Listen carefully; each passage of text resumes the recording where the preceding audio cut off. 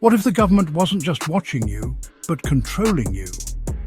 Hidden within the shadows of Cold War paranoia lies one of the most chilling programs in CIA history, MKUltra.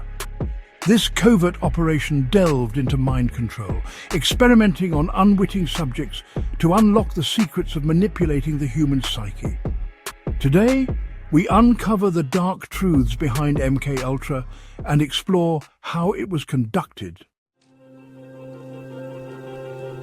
MKUltra began in 1953, born out of fears that enemy nations were using mind control techniques against American prisoners of war. The CIA's solution developed their own methods to manipulate thoughts, behaviors, and memories. Under the direction of Sidney Gottlieb, the program expanded rapidly, encompassing universities, prisons, and even hospitals as testing grounds. And this is where the story takes its first dark turn, into the methods of mind control. The experiments conducted under MKUltra were as varied as they were horrifying. Subjects were exposed to a range of techniques, including LSD and hallucinogens. The CIA believed psychedelic drugs could break a subject's mind and make it malleable for reprogramming. Subjects were often dosed without their knowledge, resulting in severe psychological trauma, hypnosis. Researchers sought to implant suggestions into a subject's subconscious, exploring whether they could control actions post-hypnosis. Sensory deprivation. By isolating individuals for extended periods, they aimed to break down mental resistance and induce suggestibility. Electroshock therapy. Used at high intensities, this method was designed to erase memories and create a clean slate for new programming. These techniques pushed ethical boundaries, but the most shocking revelations were still to come. And here's where it gets even darker.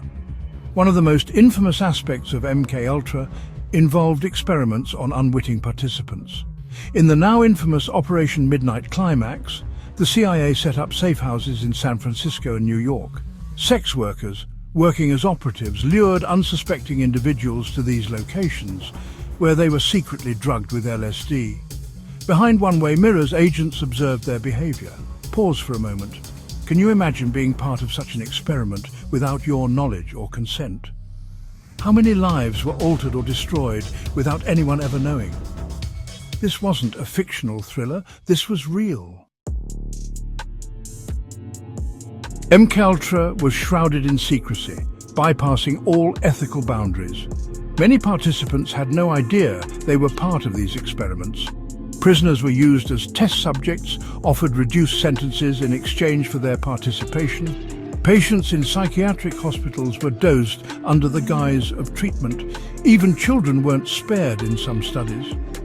This systematic disregard for human rights leaves us questioning just how far governments will go in the name of national security.